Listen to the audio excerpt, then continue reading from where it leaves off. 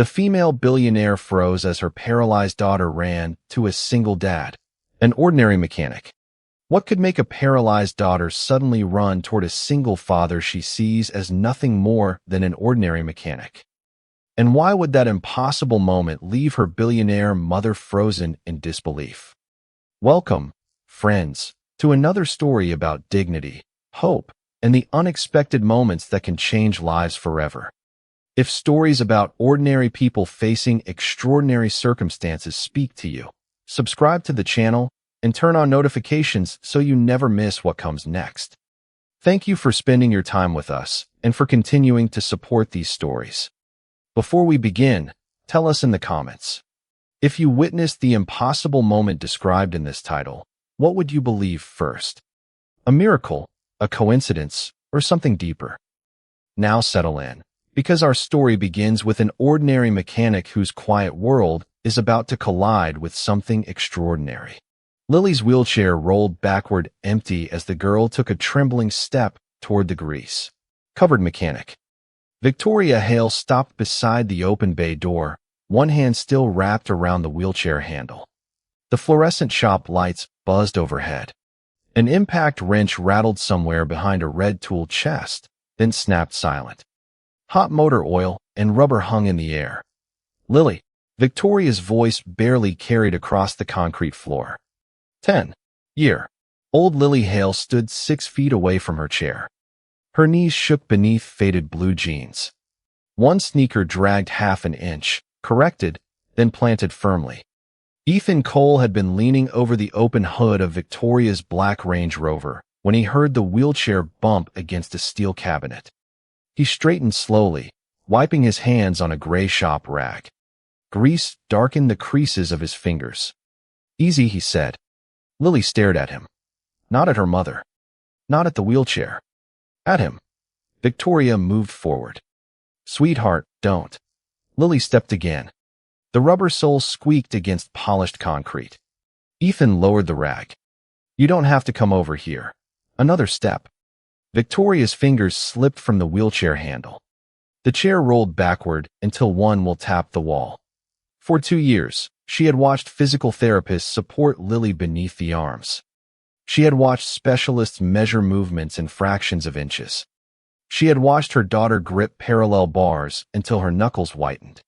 Now there were no bars. No therapist. No equipment worth hundreds of thousands of dollars. There was only an ordinary mechanic in a Navy work shirt, standing beneath a flickering shop light. "Lily, stop." Victoria's heels struck the concrete sharply as she moved toward her. Lily turned her head. "Mom." Victoria stopped. It was the steadiness of the word that held her there. Ethan crouched, bringing himself closer to Lily's height without reaching for her. "Look at the floor," he said quietly. "One spot at a time." Victoria's jaw tightened. "Don't tell her what to do." Ethan glanced up. "I'm telling her she can stop." Lily took another step. Then another. A socket slipped from a mechanic's hand somewhere behind Ethan and struck the floor with a metallic crack. Nobody picked it up. Lily's breathing quickened. 3 feet remained between her and Ethan. Then 2. Her left knee buckled. Victoria lunged forward, but Ethan lifted one hand. Not toward Victoria. Toward Lily. Open palm. No pulling. No pressure.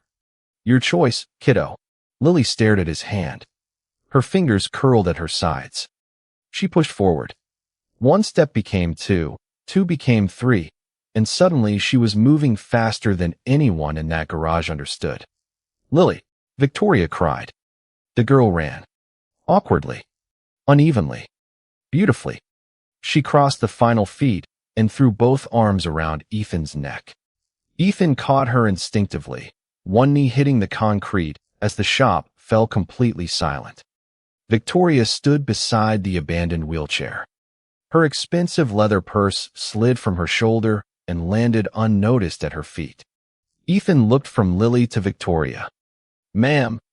Victoria walked toward him, each heel strike echoing through the garage. She stopped inches away.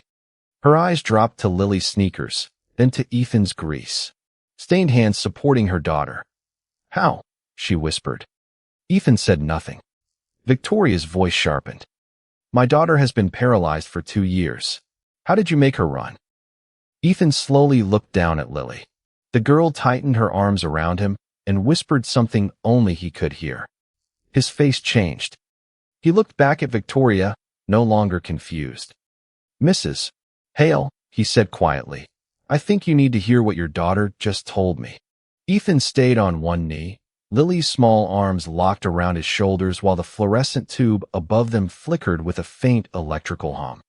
The concrete beneath his work boot was cool and gritty, and the sharp smell of brake cleaner mixed with warm engine oil between them. What did she say? Victoria asked. Ethan looked at Lily instead of answering. You want to tell your mom?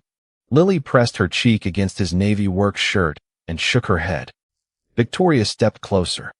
Lily, sweetheart, whatever happened, you can tell me. The girl's fingers tightened in the fabric. Ethan lowered his voice. She said she knew I wouldn't catch her too soon. Victoria stared at him. What does that mean? It means she wanted to try. She has tried. Victoria's words cracked through the silent garage. For 2 years. She reached for Lily. Come here, baby. Lily immediately pulled closer to Ethan. Victoria stopped with both hands suspended between them. Ethan's eyes moved to the empty wheelchair 15 feet away. Mrs. Hale, I didn't make your daughter walk. She ran to you. I know. Doctors told me she might never stand independently. Ethan carefully shifted Lily's weight and set both of her sneakers flat against the concrete. Then we shouldn't pretend I know more than they do. Lily's knees trembled. Ethan kept his hands near her elbows but didn't touch them. Victoria moved instinctively to support her. Mom, don't. The words stopped her again. Lily swallowed and looked down at her feet. Everybody holds me before I move. The compressor in the rear of the shop kicked on with a deep mechanical thrum. Victoria's diamond bracelet clicked softly against her watch as her hand fell to her side. Because we don't want you hurt. I know. Lily looked toward Ethan. He waited. Ethan rose slowly. That's all I did. Victoria shook her head once. No. People don't suddenly run because a stranger waits. Ethan picked up the wheelchair and rolled it closer, turning it so Lily could sit without being lifted. Maybe she didn't need another person deciding what she couldn't do. Victoria's eyes hardened. You have no idea what she needs. You're right. He locked the wheelchair brakes with his boot. Click. Click. I'm a mechanic. The simplicity of it landed harder than an argument. Lily lowered herself into the chair, breathing through parted lips, then ran both palms over her jeans as if checking that her legs were still there. Victoria crouched immediately and examined her knees, her ankles, the soles of her shoes. Any pain? No. Numbness? No. Dizziness? Lily shook her head. Victoria pulled out her phone. We're going to the hospital. Lily caught her wrist. No. Lily. They'll make me do it again. Victoria went still.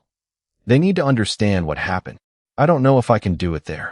Ethan turned toward the Range Rover and closed its hood with a solid metallic thud.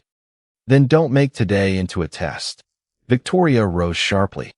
You think I should just drive home after watching my paralyzed daughter run across a garage? I think she should be medically checked, Ethan said. I also think she's sitting 3 feet away listening to us talk about her like she's an engine with a diagnostic code. Victoria's phone slowly lowered. Lily looked at Ethan. A tiny smile touched the corner of her mouth. Victoria noticed it. She noticed everything now. The looseness in Lily's shoulders, the way her hands rested instead of gripping the armrests, the fact that she had not once asked to leave. Victoria slipped the phone into her purse. Then she pushed the wheelchair toward the door. After 3 feet, Lily grabbed the wheel rims and stopped it herself. Mom. Victoria turned. Lily pointed toward Ethan. I want to come back. Victoria looked from her daughter to the mechanic beneath the buzzing lights.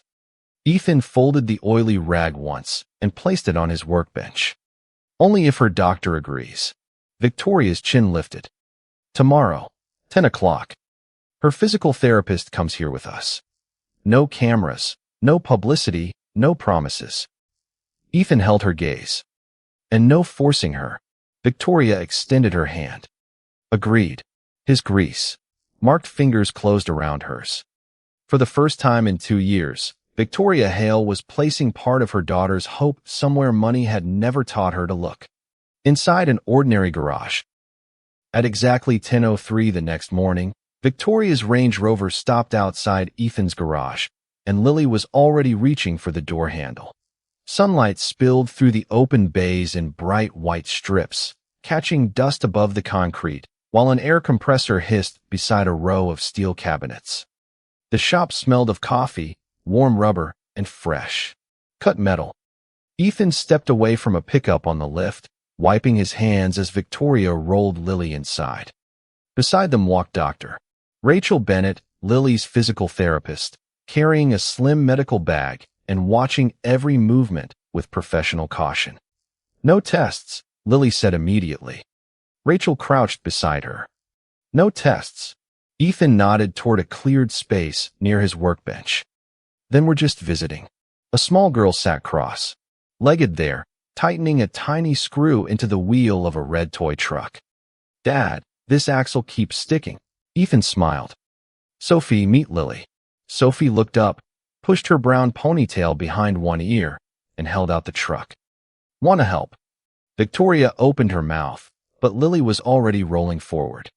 Ethan returned to the pickup without ceremony. The ratchet clicked steadily in his hand. Metal tapped metal. Nothing about him suggested a miracle worker. He checked brake lines, answered Sophie's questions, and occasionally glanced toward Lily without hovering. Rachel noticed. You're not watching her, she said quietly. I am, Ethan replied, tightening a fitting. I'm just making sure she doesn't know it. Across the garage, Sophie placed the toy truck on a low wooden bench. Lily leaned from her wheelchair and spun one wheel. It stopped immediately. It's crooked. That's what Dad said. Ethan walked over, crouched beside them, and loosened the axle. Machines tell you when something's fighting them, he said. You don't force it. You find out what's holding it back. Victoria's gaze sharpened. She isn't a machine. Ethan looked up. Exactly. He handed Lily a small screwdriver with a rubber grip. Your turn. Lily adjusted the screw, tested the wheel, then smiled when it spun freely. Sophie pushed the truck across the bench, but it rolled too far and dropped onto the concrete 6 feet away. She jumped up to retrieve it. Lily's hands moved to her wheelchair rims. Ethan saw them. He said nothing. Victoria saw him see them. Lily ignored her. She locked the wheelchair brakes. Rachel shifted forward. I'm right here. Lily looked at Ethan. Will you catch me? He leaned against the workbench instead. If you fall, what if I can't stand? Then you sit back down. The garage seemed to shrink around the soft ticking of a cooling engine. Lily pressed both palms against the armrests. Her shoulders rose. Her sneakers flattened against the floor. She lifted herself halfway, trembled, then dropped back into the seat. Victoria took one step forward. Ethan raised his eyes to her, and she stopped herself. Lily tried again. This time she stood. Rachel's hand flew to her mouth. Sophie remained perfectly still beside the fallen truck. Lily took one step, then a second, before reaching down and picking it up herself. I did it. Ethan smiled. You did. Victoria looked at him as though those 2 words had overturned something inside her. Later, while Rachel checked Lily's legs beside the Range Rover, Victoria found Ethan replacing a socket in his tool chest. Yesterday, I thought you had done something to her, she said. Today, I watched you deliberately do nothing. Ethan closed the drawer. Sometimes nothing is room. Where did you learn that? He glanced toward Sophie, who was laughing with Lily near the bay door. Being her dad, Victoria folded her arms. That can't be the whole answer. Ethan's expression tightened. It's the only answer that matters here. Victoria watched Lily reach down and move her own foot onto the Range Rover's running board without asking for help. Then she turned back to Ethan. I've spent 2 years taking Lily everywhere money could take her. Her fingers closed around the keys in her palm. Tomorrow, I'm bringing her back here instead. Ethan started to object, but Victoria held his gaze. Not because I think you can cure her, because for the first time, she believes she's more than her wheelchair. She opened the driver's door, then stopped. And until I understand why she believes that around you, Mr. Cole, I'm not taking that away from her. The next afternoon, Lily refused Ethan's hand before he could even offer it. I want to do it myself. Her voice carried beneath the metallic clatter of the garage door rolling shut behind Victoria. Late sunlight cut through the high windows, laying amber rectangles across the concrete, while the sweet smell of coolant mixed with hot steel from a sedan Ethan had just pulled off the lift. Victoria positioned Lily's wheelchair near the workbench, but Lily immediately locked the brakes herself. Ethan noticed and returned to the small red toy truck from the day before. Your truck has another problem, he said. Lily narrowed her eyes. You broke it. Mechanics prefer the phrase created a diagnostic opportunity. Sophie laughed from a stool beside him.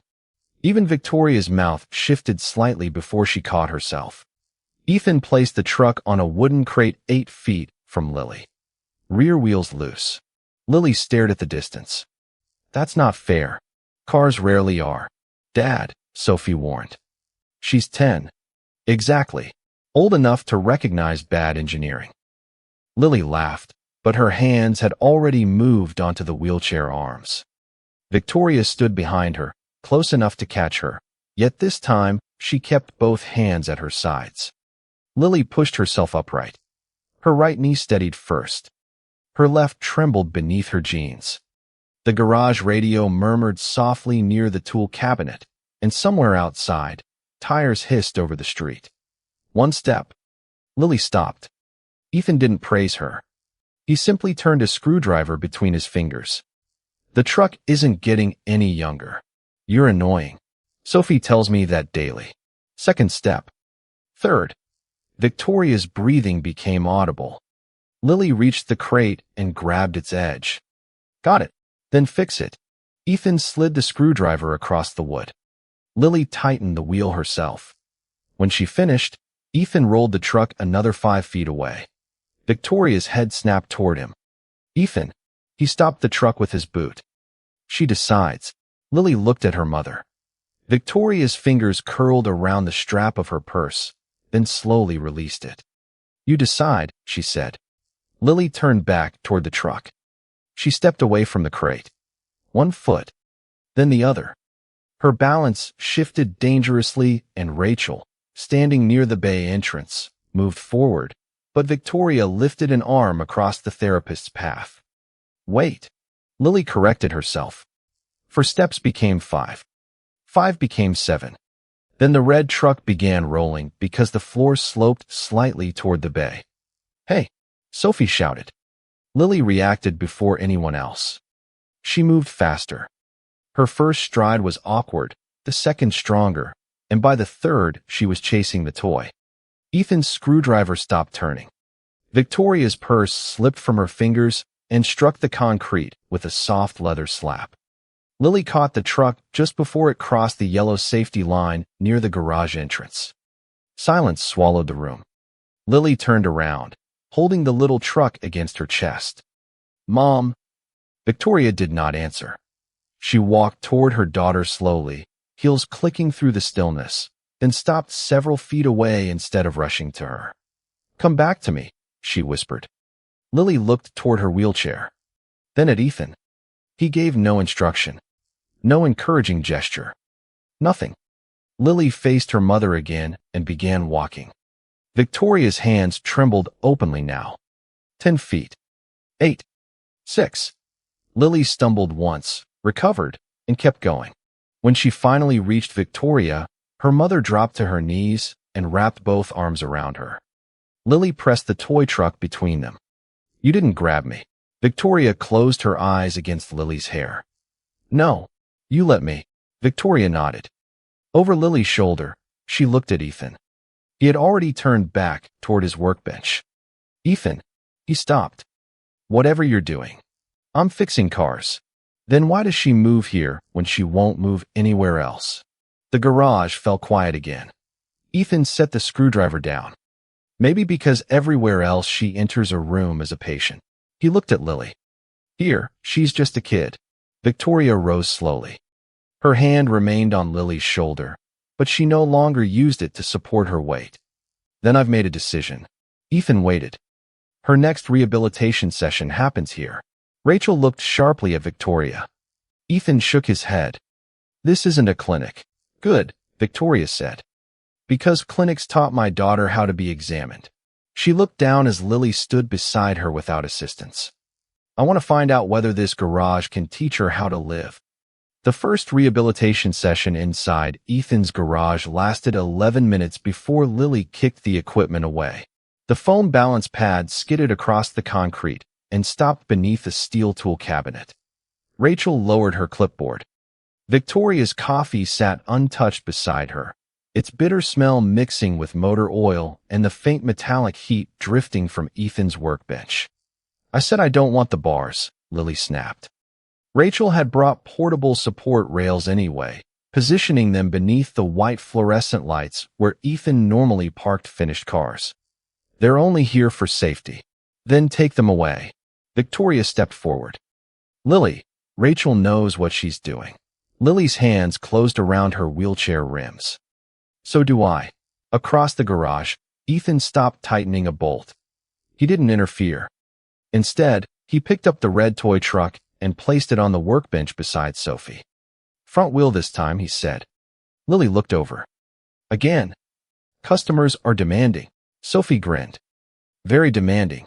Lily unlocked her brakes. Victoria watched her roll away from the therapy rails toward Ethan, leaving Rachel standing beside equipment that had cost more than half the tools in his garage. Ethan placed 3 ordinary objects between Lily and the workbench. A rubber wheel chock, a low wooden crate, and a folded shop towel. What's that? Victoria asked. Nothing medical. Ethan crouched and tapped the crate. Just things she has to move around. Lily planted her sneakers. Rachel opened her mouth, but Victoria raised one finger. Wait. Lily stood. The hum of fluorescent lights filled the pause. She stepped around the wheel chock, touched the crate for balance, then crossed the final 3 feet without support. Ethan handed her a screwdriver. Your repair. Lily smiled and bent over the toy truck. Victoria slowly turned toward Rachel. Why can she do this here? Rachel watched Lily's feet. I don't know yet. That answer has cost me 2 years. Victoria, I'm not blaming you. Her voice lowered. I'm asking the question differently. Later, while Rachel measured Lily's range of motion near the bay door, Victoria wandered toward Ethan's cramped office looking for a pen. The room smelled of old paper and black coffee. Afternoon light fell across invoices, spark plugs, and a framed photograph beside the desk. Victoria reached for the pen, then stopped. In the photograph, Ethan stood beside a smiling woman in hospital scrubs. Victoria knew the logo stitched over the woman's pocket. Hale Neuromotion Foundation. Her own foundation. Ethan. The ratchet outside stopped clicking. He appeared in the doorway and followed Victoria's eyes to the photograph. His jaw tightened. Victoria lifted the frame. Your wife worked for Neuromotion? Ethan took it gently from her hand. Her name was Claire. I remember that name. Then remember it quietly. Victoria stared at him. Why didn't you tell me? Because Lily didn't walk toward Claire's resume. He returned the photograph to the desk. She walked toward me. Claire worked on pediatric rehabilitation. She believed children weren't problems to solve. His thumb brushed dust from the frame. She taught me something simple. Give a scared kid control over one small thing, and sometimes the rest of them remembers how to move. Victoria's eyes shifted toward the garage, where Lily was laughing as Sophie rolled the repaired truck between her shoes. Was Claire involved with Lily's treatment? No. Ethan's answer came immediately. There's no secret cure here, Victoria. No hidden file. No miracle technique. Then why did you hide this? Ethan looked through the doorway at Lily. Because the second people hear my wife worked in rehabilitation, they'll turn this garage into a laboratory and me into something I'm not. A sharp metallic clatter interrupted them. Victoria spun around. Lily had dropped the screwdriver. She stood nearly 12 feet from her wheelchair, staring toward the office. "Mom." Victoria stepped out. Lily pointed toward the open garage bay. "Can I try outside?" Rachel inhaled sharply. Ethan moved first, clearing a rolling cart from Lily's path and sweeping 2 loose sockets aside with his boot.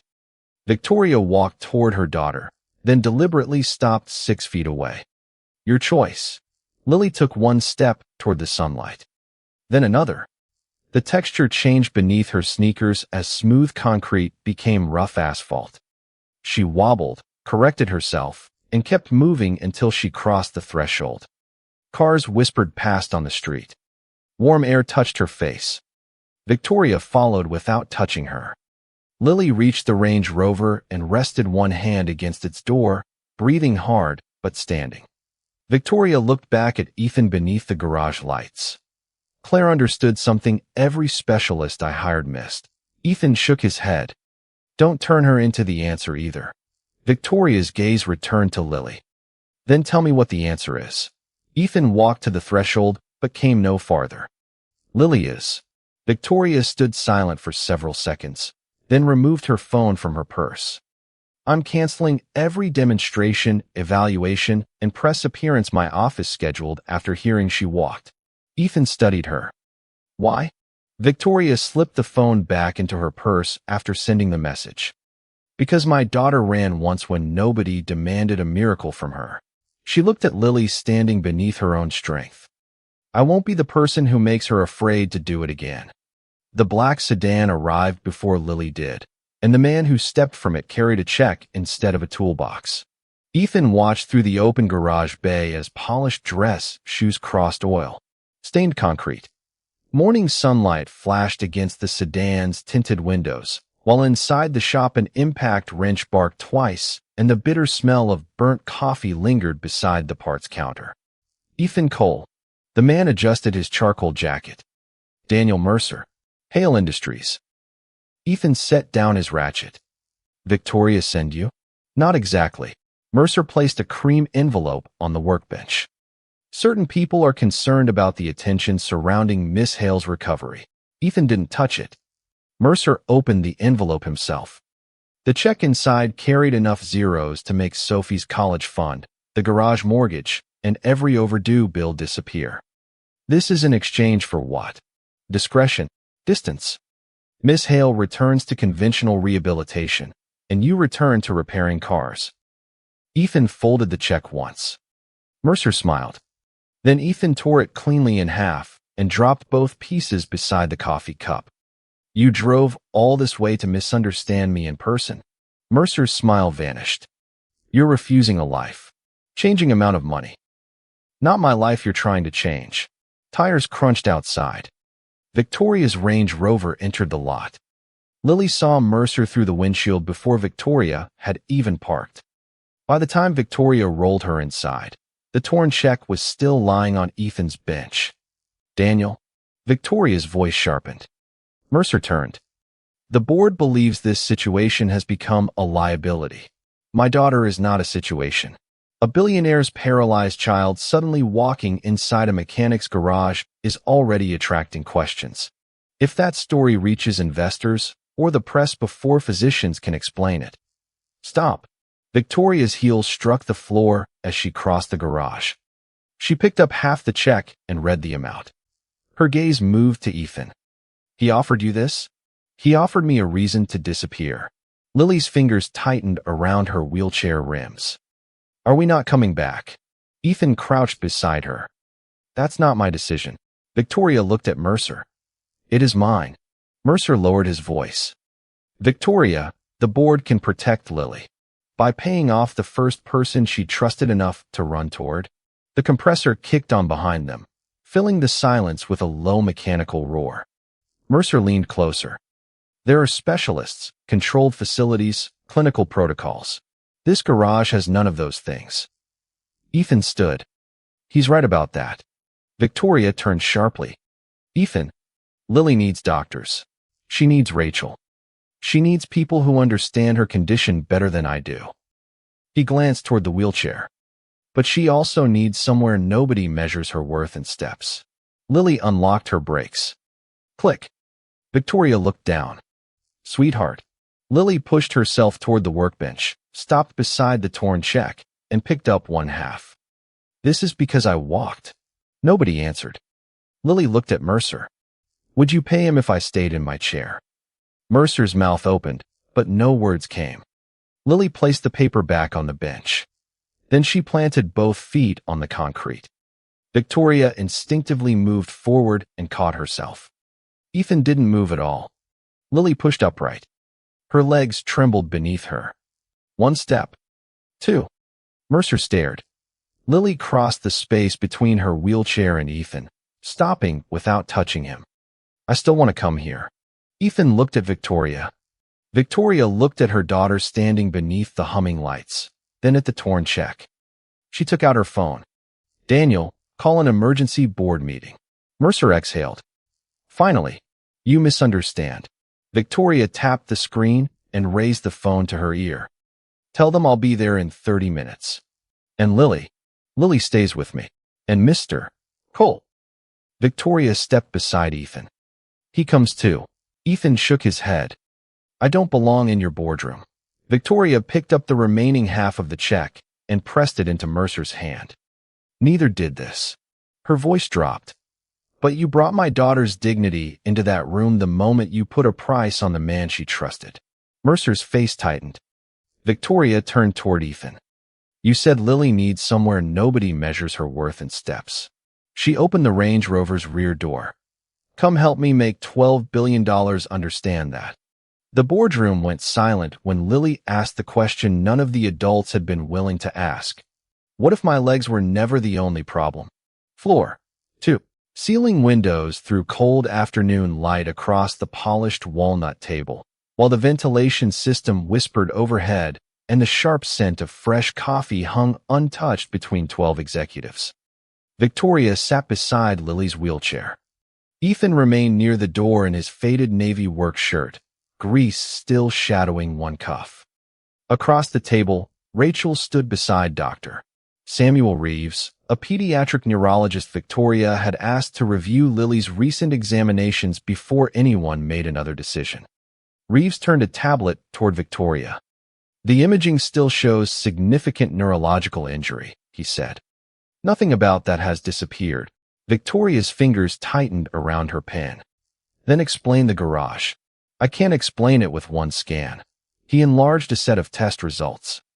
But Lily is demonstrating more voluntary motor function than her previous evaluations captured. Her physical limitations are real. So is something else. Lily looked at him. What? Reeves removed his glasses. After your accident, movement became connected with pain, falling, examinations, people watching, people expecting. Victoria glanced at Ethan. Reeves continued carefully. Sometimes the nervous system protects itself in complicated ways. Fear and trauma can suppress movement that is physically possible. That doesn't mean Lily imagined her paralysis. It means recovery may involve more than muscle and nerve pathways. One executive leaned forward. So the mechanic accidentally provided some kind of psychological intervention? Ethan's jaw shifted. I fixed a toy truck. The man almost smiled. Ethan didn't. She did the rest. Lily suddenly pushed her wheelchair backward from the table. The wheels whispered across thick carpet. I can show you. Victoria turned. You don't have to. They don't believe him. Ethan stepped away from the wall. Lily said. She stared at him. But I ran to you. And you don't owe anybody a replay. The words settled over the table. Daniel Mercer folded his hands. Unfortunately, the board does need objective confirmation before Hale Foundation resources are redirected around an unverified recovery environment. Victoria's chair scraped backward. She is not an investment proposal. No, Mercer said. But you canceled clinical evaluations and brought a mechanic into a corporate meeting. Lily's face changed at the word mechanic. She pushed down on her armrests. Watch. Lily. Ethan moved toward her. She stood anyway. 1 second. 2. Her left leg began shaking. Phones appeared at the far end of the table. Someone whispered. A camera lens lifted. Lily saw it. Her breathing shortened. She tried one step. Her shoe caught against the carpet. Victoria reached her before she fell, lowering her gently back into the wheelchair. Lily shoved her hands beneath her thighs. I can do it. I know, Victoria whispered. No, you don't. Lily looked toward Ethan, but now even his presence couldn't pull her eyes away from the people watching. I did it yesterday. Ethan crossed the room and closed the nearest laptop. Then another. He held out his hand toward the executive filming. Phone. Excuse me? Put it away. Mercer stood. Mr. Cole, you're a guest here. Ethan turned toward him. Then ask your guest to leave. But stop turning that kid into evidence. Victoria rose beside him. She looked around the table, one face at a time, then gathered Lily's medical folder and snapped it shut. Meeting over. Mercer blinked. Victoria, the foundation review is tomorrow morning. If Lily's progress is going to affect the rehabilitation program, they will require a formal mobility assessment. Then cancel it. Reeves shook his head gently. That review also determines access to the specialized team coordinating Lily's next phase of care. Walking away could delay decisions she still needs. Victoria's hand stopped on Lily's wheelchair. The room seemed colder now. Lily whispered, Mom, I don't want everyone watching me again. Victoria crouched until they were eye level. Then they won't. But the doctors. We'll keep your doctors. Victoria brushed Lily's hair behind her ear. We lose the performance. Mercer exhaled. You cannot dictate the assessment protocol. Victoria stood. Watch me. She pushed Lily toward the doors. Ethan followed, but Lily caught his sleeve before they reached the hallway. What if I can't walk tomorrow? Ethan looked at her small hand gripping the grease. Darkened fabric. Then tomorrow you don't walk. Victoria stopped beside them. And if they say that isn't enough? Ethan looked through the glass wall at the executives still seated around the enormous table. Then tomorrow they learn the difference between measuring a child's progress and owning it. By 9 o'clock the next morning, Lily sat beneath hospital lights with 12 feet of empty floor waiting in front of her. The rehabilitation suite smelled of antiseptic and fresh vinyl, and the rubber tips of the parallel bars squeaked whenever Rachel adjusted them. Doctor. Reeves stood beside a monitor. Victoria remained behind Lily's wheelchair, both hands clasped so tightly that her knuckles had gone pale. Ethan waited near the wall in his navy work shirt, looking painfully ordinary among white coats and polished equipment. There will be no cameras, Victoria said. No board members. No audience. Reeves nodded. Only the clinical team. Lily stared at the floor. And if I don't walk? Then we document what you can do today, Rachel said gently. Lily's shoulders tightened. That still sounds like a test. Rachel lowered her clipboard. Before she could answer, Victoria crouched beside her daughter. You don't have to prove yesterday happened. Lily looked toward Ethan. What do I do? Ethan pushed away from the wall and crossed the room. The soles of his work boots made soft, blunt sounds against the vinyl. He stopped several feet away and knelt. Nothing. Lily blinked. Nothing. You don't owe anyone a miracle. Reeves shifted beside the monitor. Mr. Cole, we do need some observable movement to determine. Ethan turned his head. Then observe her choosing. Silence.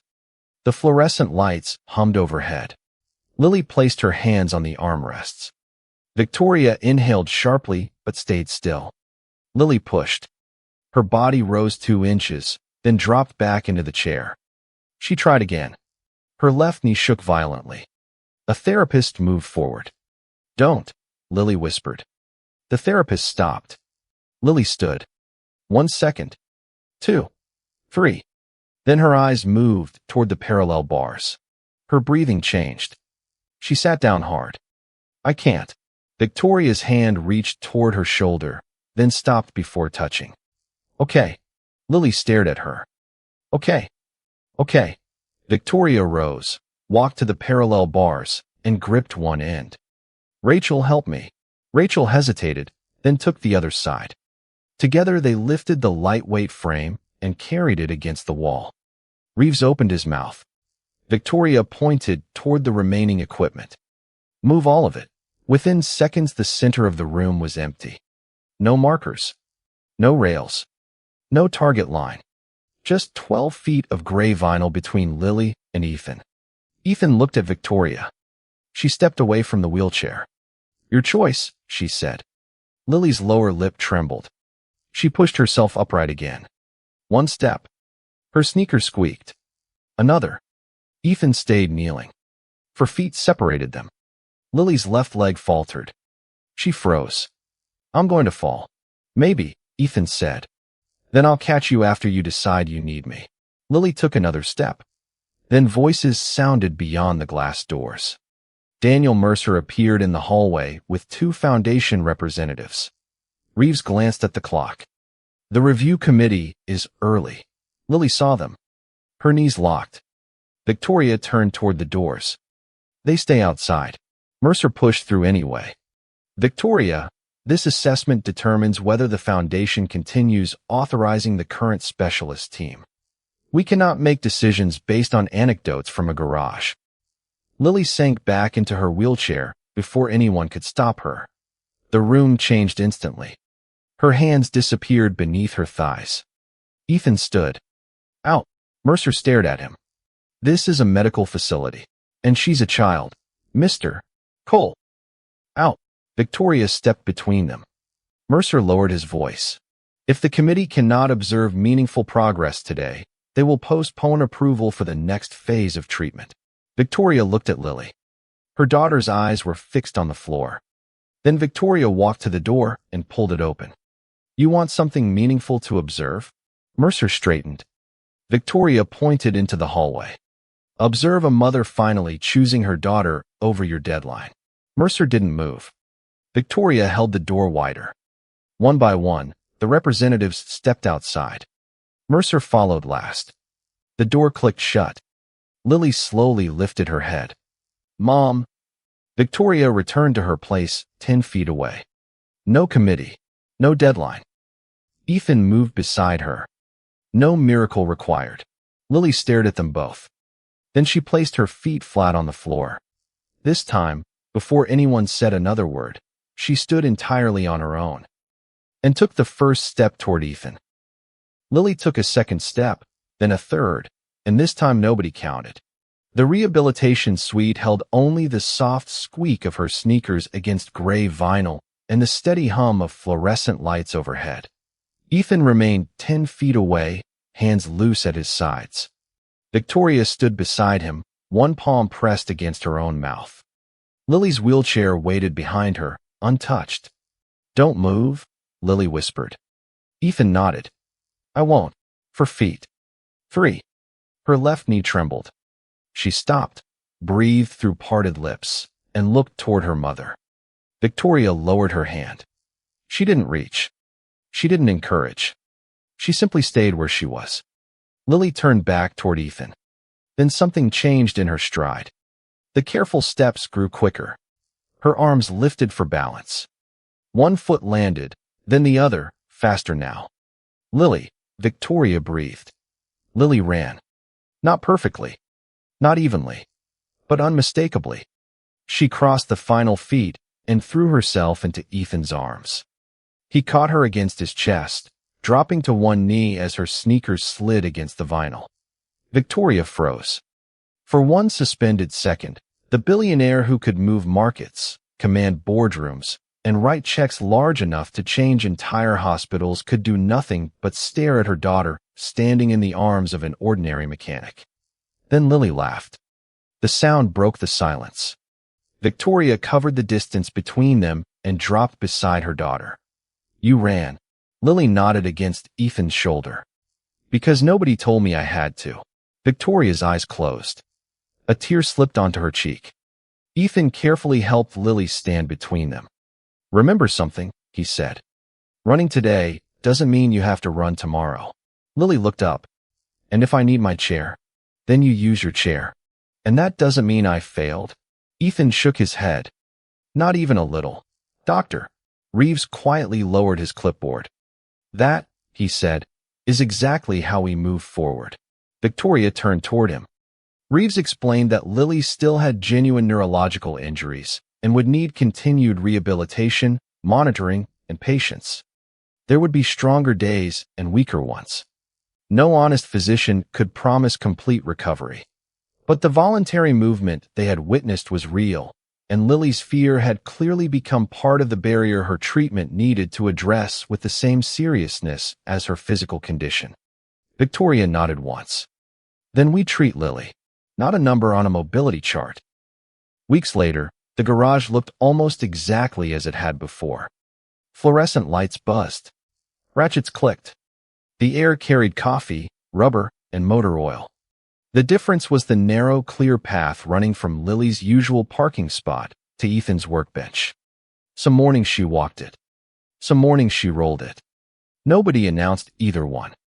Victoria funded a pediatric rehabilitation program built around that same principle, but Ethan refused to let his name appear on the building. When she offered to replace his garage with a modern facility, he pointed toward his aging hydraulic lift. That thing still works. Victoria glanced at the rust along its base. Barely. Still counts. She laughed, and across the shop Lily and Sophie pushed the repaired red truck between them. Months later, Lily stood near the open bay while Ethan worked beneath a pickup. Her wheelchair rested nearby. Victoria arrived carrying 2 coffees and leaned against the tool chest. "You know," she said, "I spent 2 years searching for the person who could make my daughter walk." Ethan rolled out from beneath the truck and wiped his hands. "You never found one." Victoria watched Lily take several steps, stop when her leg tired, and calmly sit in her wheelchair without apology.